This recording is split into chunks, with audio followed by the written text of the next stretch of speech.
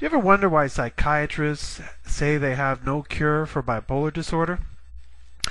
Well, I started wondering that myself when I was hospitalized and restrained a little bit like this guy 10 years ago.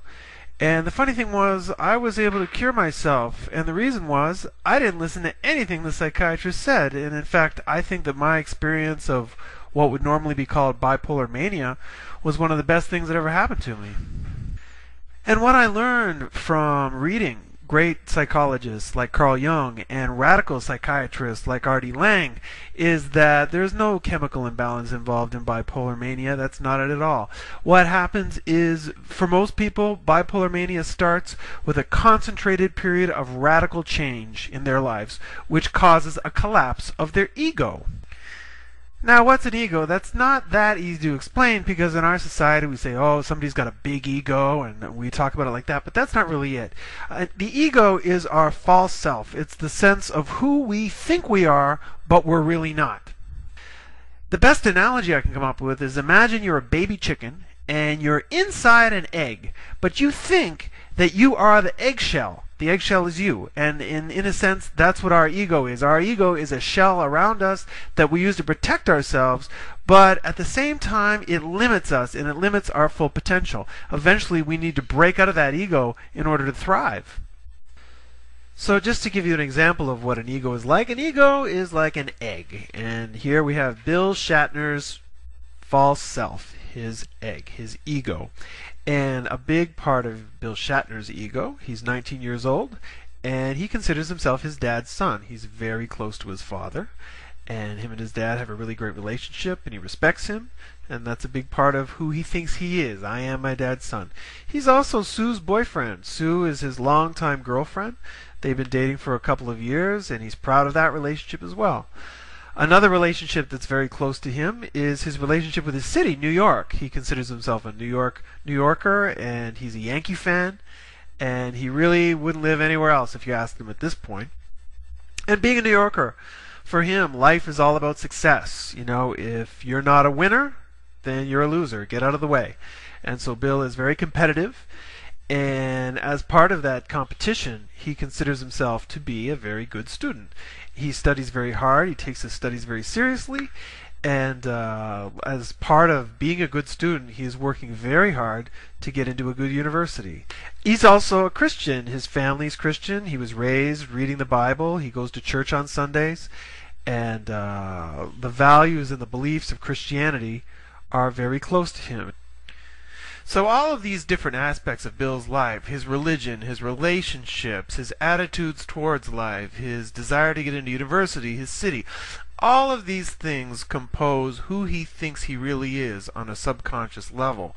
And they represent parts of the ego that he shows to the world, in a sense his false self. And he works very hard to maintain this image of himself, and worries about things like, what if I don't get into university? What if I lose people that are close to me? These sort of things.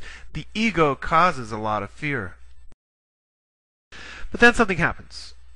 His father dies. And with that, it's a very traumatic experience for him.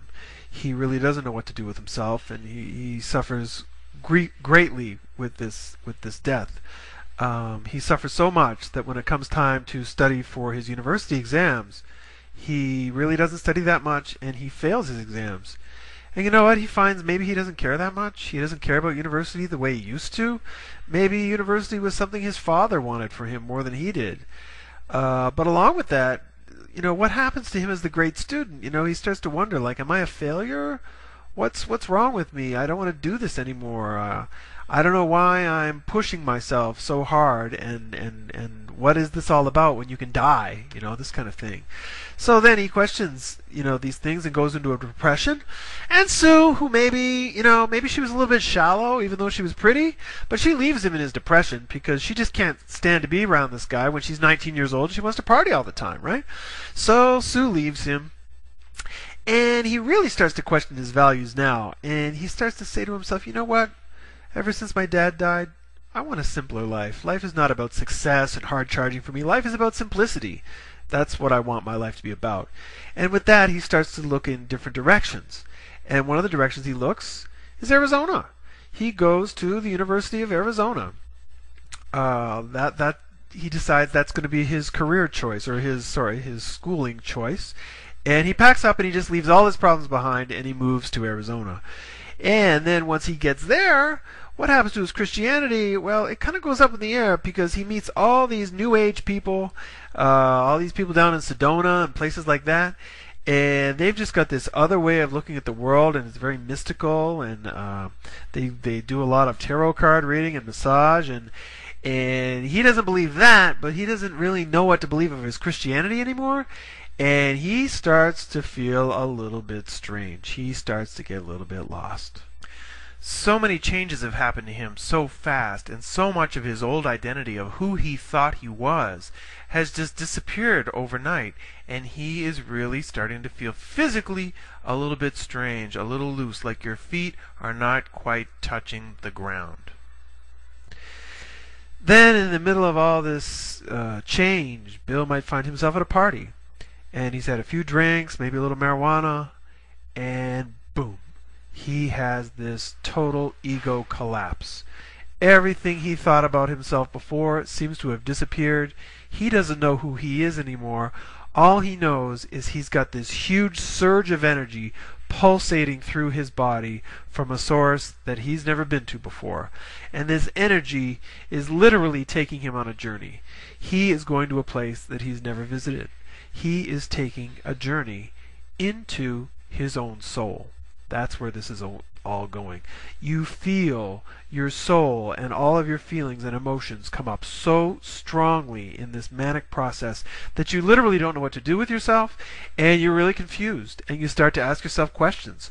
What is reality? What is real? Am I dreaming? Am I dead? Am I alive? Are you part of me? Am I part of you? I don't know. Who am I? Becomes a big question once your brain is functioning enough to ask the questions, because let me tell you, it is a mad and mystic experience, but it is not one to be suppressed. And the reason that this period of apparent insanity needs to be cultivated and manifest is because for the first time in your life, your soul is really communicating to you in a very powerful way. It has total control because your ego is not there anymore. And the truth of the matter is, your soul was never very happy living up to all of those false expectations, all of those false images that you had in your head, because in truth, you didn't put those images there. Your parents put them there, your religion put them there, television put them there, your culture. Your soul has a plan all of its own for you. And now, for the first time in your life, you're really listening.